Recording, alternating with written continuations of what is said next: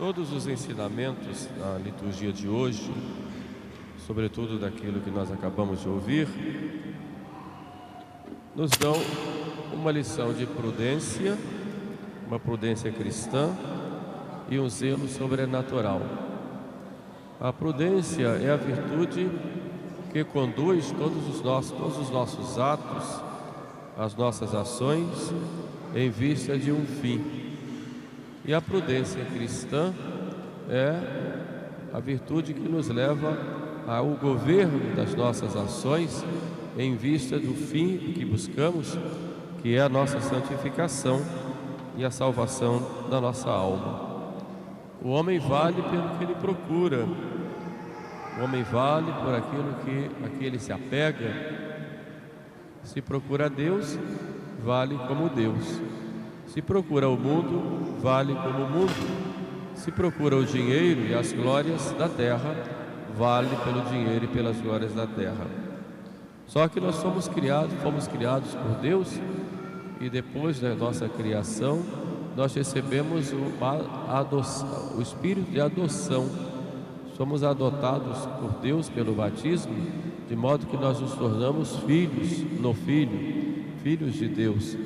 E como filhos de Deus, nós só temos uma meta a buscar, que é buscar Deus, para viver em Deus. E quando nós não a buscamos, nós nos rebaixamos, nos tornamos piores do que os animais.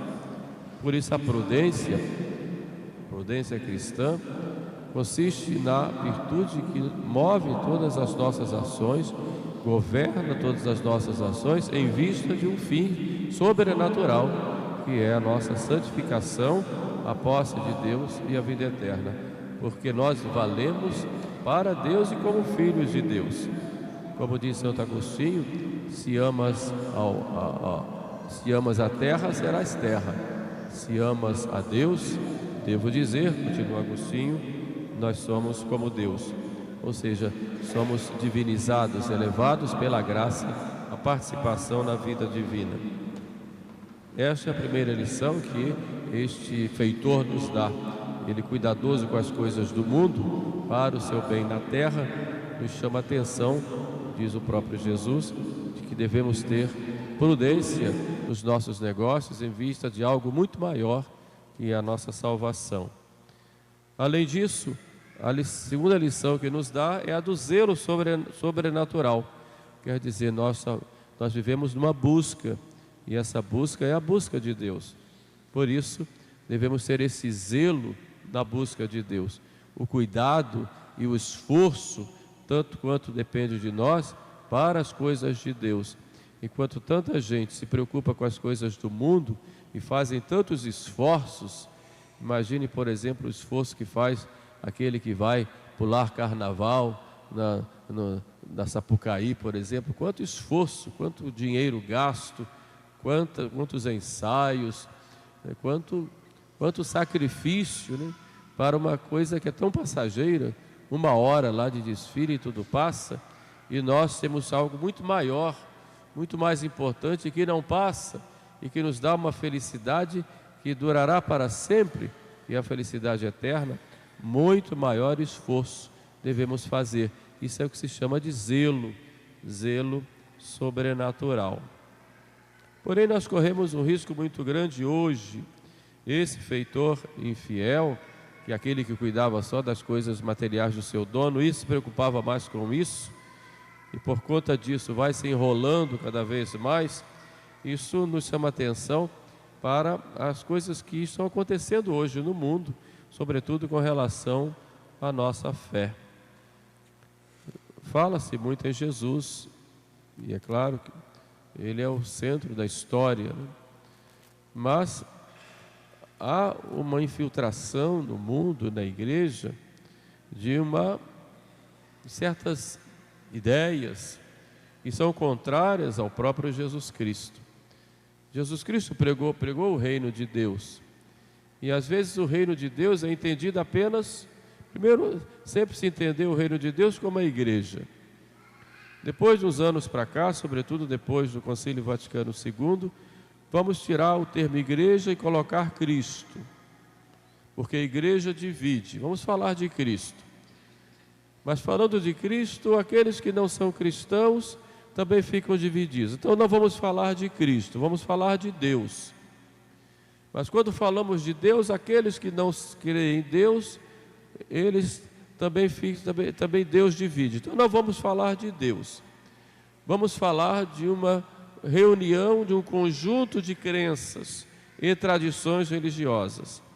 E é esta religião, podemos colocar com muitas aspas, que quer unir todas as tradições, todas as crenças e todas as tradições religiosas, é o que se chama hoje de religião universal. E esta religião universal é que é o grande perigo que há no mundo. E dentro da igreja ela já vai se infiltrando em diversos campos. Isso vai exatamente de encontro àquilo que São Pio X já falava do modernismo. O modernismo religioso, ele se baseia na falsa ideia de que a fé é um sentimento. O sentimento religioso, isso aqui é fé. Então, se a fé é um sentimento, qualquer religião é boa, ou mesmo não tendo nenhuma. O importante é alimentar esse sentimento que se tem. Este é um problema muito grande, porque isso infiltrado na igreja, já no tempo de São Pio X, levava muitos a não crerem mais que Cristo fundou uma igreja, ao ponto de um sacerdote chamado Loisy dizer que Cristo pregou o reino e depois vieram os homens e fizeram a igreja. Na verdade, fala-se do reino. Cristo pregou uma mensagem universal que serve para todas as pessoas. Então vamos reduzir a mensagem de Cristo a apenas um conjunto de todas as crenças e tradições em que todos visem apenas a paz, a justiça e o respeito pela natureza, o respeito pela criação. Quer dizer, a mensagem salvadora de Cristo, ela é reduzida a essas três coisas. Vamos construir a paz, vamos fazer a justiça e vamos respeitar a obra da criação. E alguns nem chamam mais de criação, é a obra da natureza. Espécie de respeito que leva a um verdadeiro endeusamento de forças naturais, de energias, como muitos dizem.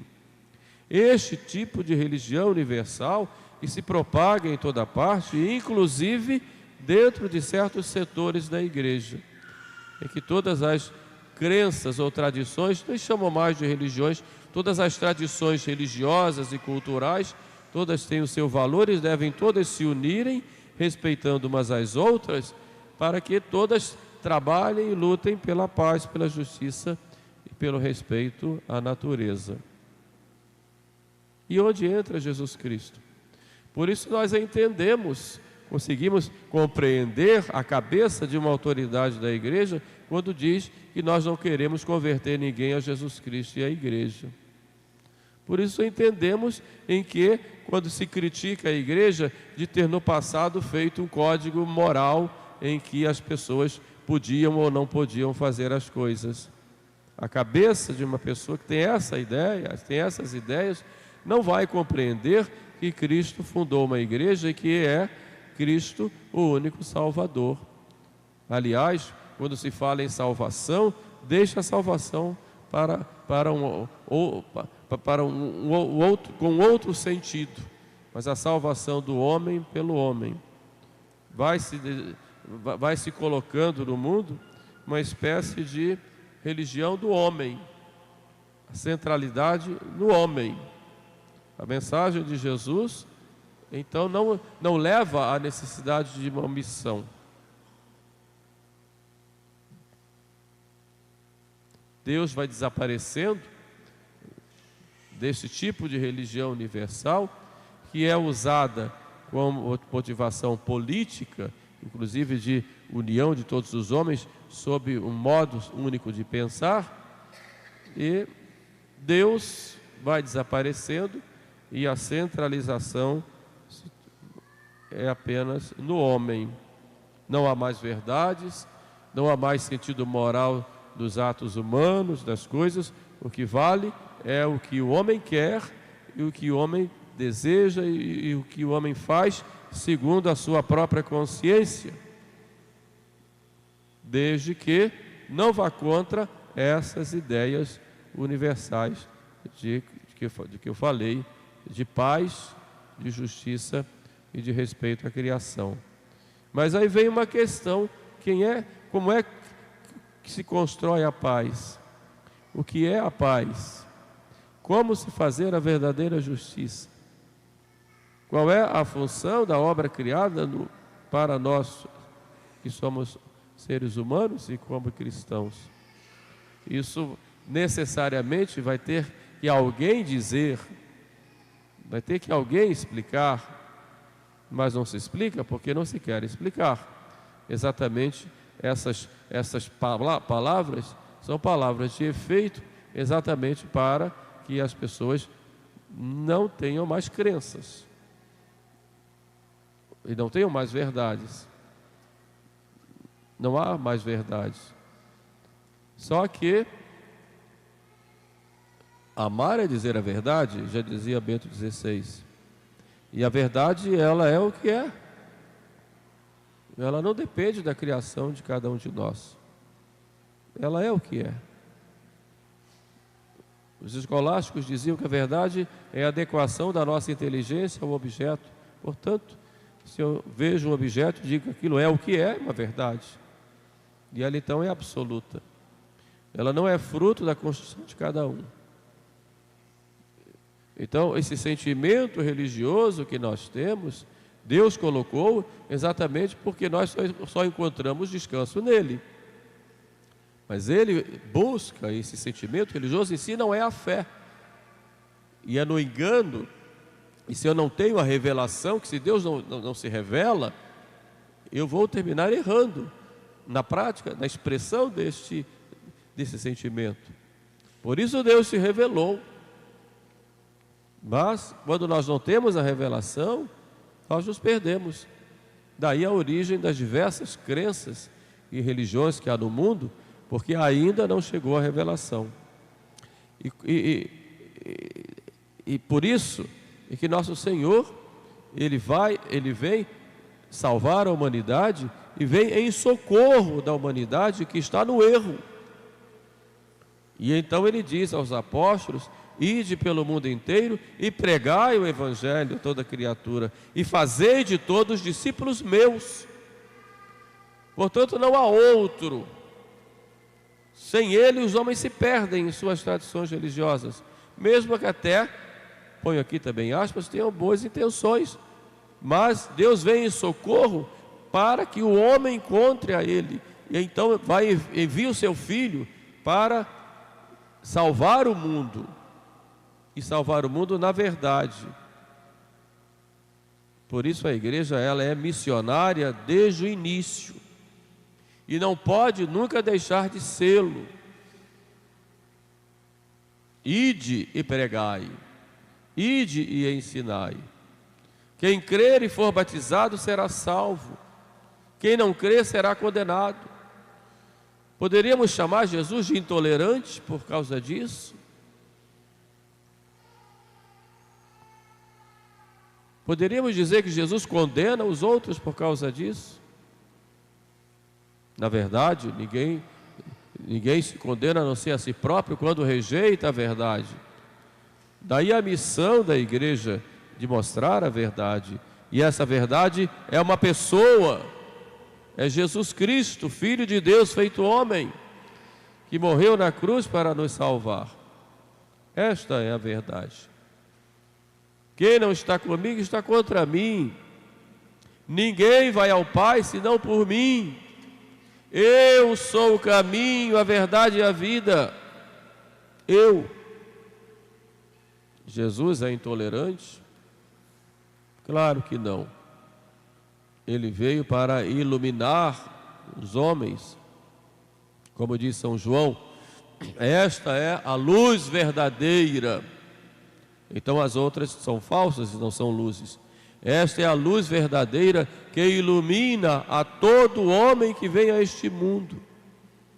E a todos os que o receberam, portanto é preciso recebê-lo, deu-lhes o poder e a virtude e a graça de se tornarem filhos de Deus, pela graça. Os que não nasceram da carne, nem da vontade volúvel do homem, mas nasceram de Deus pela graça. É só Ele. Fora dele não há salvação. E fora da sua igreja não há salvação, porque a igreja é a presença dele na história. Nós buscamos a Deus. O homem anda inquieto e só encontra repouso em Deus, como nos lembra sempre Santo Agostinho. Por isso, de que adianta o homem ganhar o mundo inteiro e perder assim a sua alma? Eu sou a videira, diz Jesus, e vós sois os ramos. Não há outro tronco senão Jesus Cristo. Nenhum outro nome foi dado embaixo do céu, diz São Pedro, que venha trazer a salvação, a não ser o nome de Jesus. E diante de Jesus, todo joelho se dobre, todo joelho se dobre, no céu, na terra e nos infernos. Chegamos de novo ao feitor infiel. Esse feitor pode ser cada um de nós. Deus nos deu uma vida, nos deu carismas, que são os dons, nos deu muitas graças naturais, um corpo, uma alma, inteligência, vontade livre, nos deu talentos, para que nós possamos, fazendo a vontade dele, vivermos unidos a ele. E a primeira mensagem que nos dá desse feitor, que é chamado às contas, porque estava fazendo mal a sua administração, é de que nós todos seremos chamados por Deus um dia para o juízo. Como é que nós agimos diante de Jesus? Esta é a grande pergunta que Santo Inácio faz nos seus exercícios espirituais. O que tenho feito eu por Cristo? Essa é a pergunta única. E vai ser a pergunta feita por Ele na hora do nosso julgamento. Por isso, a segunda mensagem vem de que devemos estar sempre vigilantes. E essa vigilância é constante nos ensinamentos de Jesus. Sede sóbrios e vigiai, vai nos dizer São Pedro. Então devemos estar vigilantes, atentos. Vigilantes com relação a nós, com relação ao mundo, com relação ao demônio, sempre vigilantes. E juntamente com a vigilância, Jesus coloca a oração. Vigiai e orai.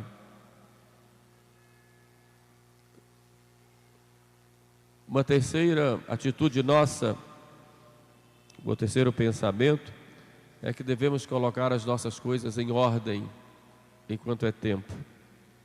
Guarda a ordem, e a ordem te guardará, já dizia Santo Agostinho. Colocar as nossas coisas em ordem, devemos fazê-lo sempre.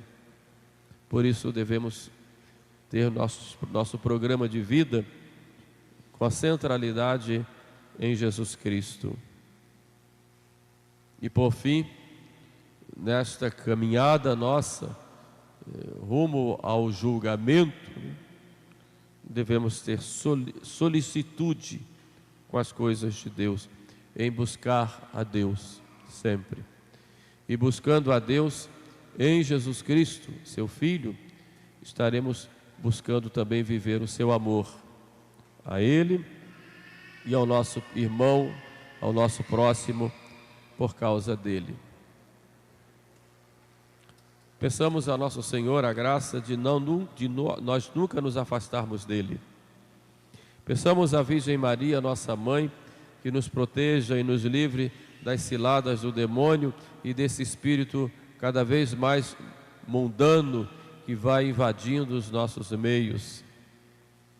Peçamos a Nossa Senhora pela nossa igreja, para que esse espírito mundano não penetre mais e que a igreja seja realmente o que é, sacramento de salvação.